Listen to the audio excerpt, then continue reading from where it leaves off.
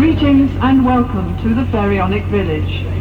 This was the inspiration of Dr. Hassan Reged, who wanted to recreate an ancient Egyptian village on the banks of the Nile with as authentic an environment as possible.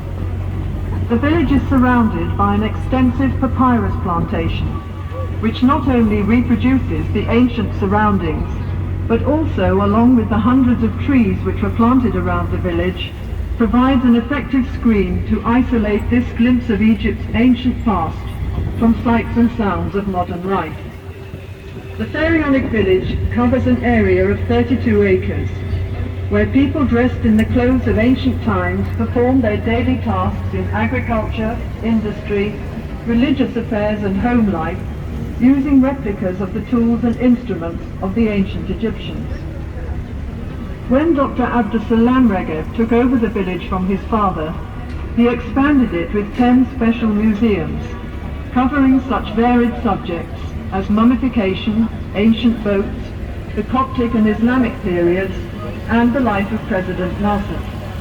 Dr. Abdus-Salam has made the Pharaonic village into an open book on Egyptian history and culture. You are about to take a voyage back in time to the land of the pharaohs 4,000 years ago.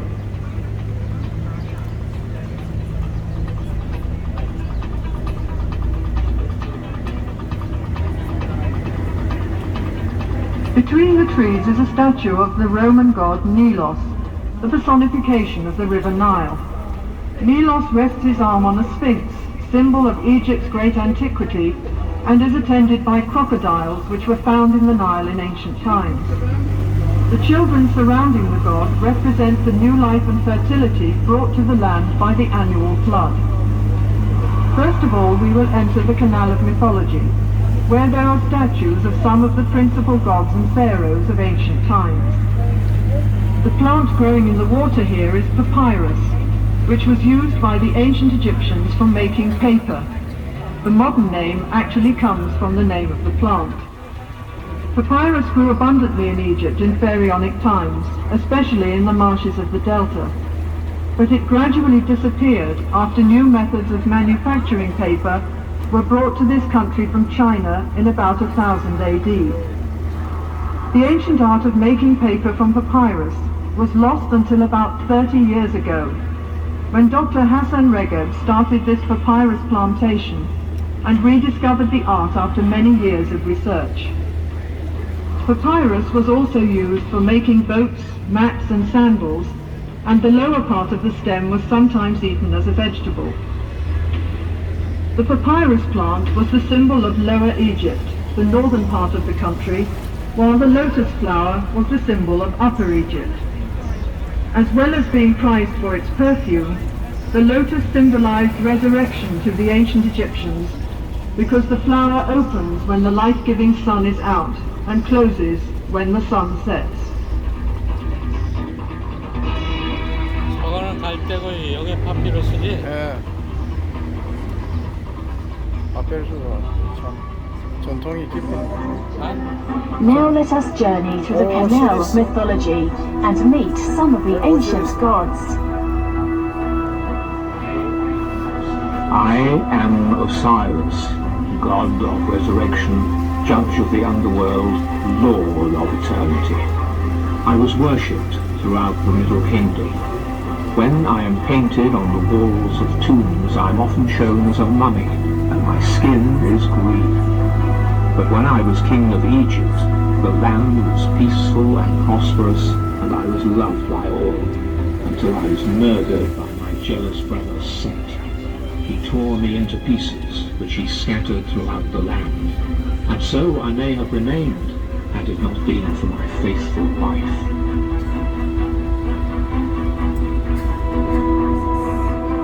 I am Isis, sister and wife of Osiris, and the goddess of fertility. When my husband was cruelly murdered, my sister Nephthys and I searched throughout the land for the pieces of his body, which we gathered from all 42 provinces of Egypt. When I brought Osiris back to life, we were able to conceive my son, Horus, who I hid in the papyrus reeds. and raised before instructing him to avenge his father's death. I am Horus, Falcon Lord, god of the sun and moon. My wicked uncle, Set, murdered my father and stole his throne. When I became a man, I attacked Set to reclaim what was mine.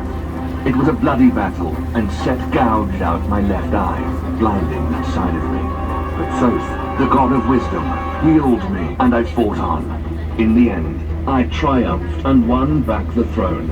The symbol of my lost eye, the Eye of Horus, is now a magical amulet, protecting good from evil. Find it if you can.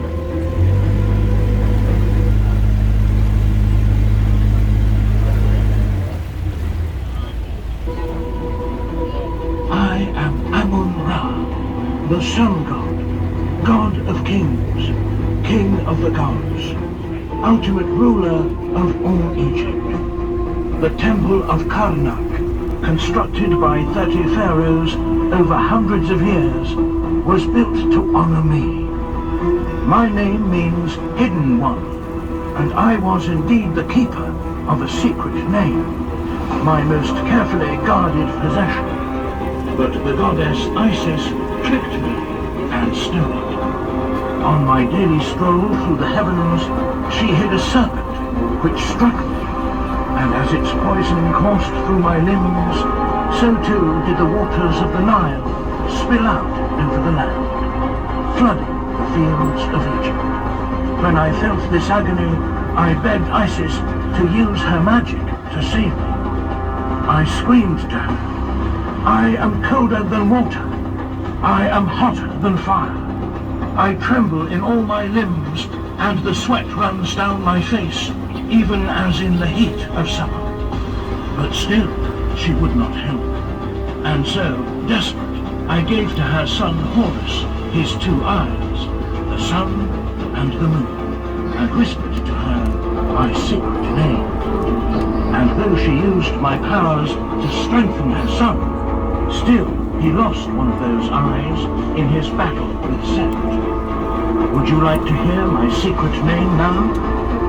Shall I whisper it to you? Never enough time.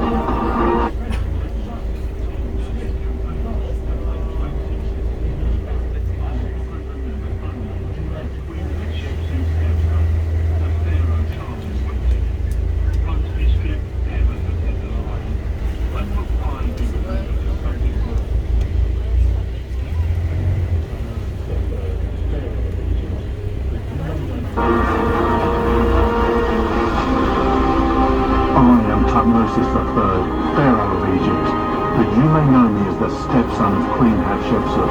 When my father died, he appointed my stepmother, Hatshepsut, to be my regent, to advise me when I was young, so that I might grow to become a wise pharaoh.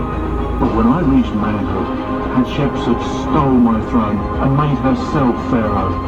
She took over the kingdom and commanded the army in my place.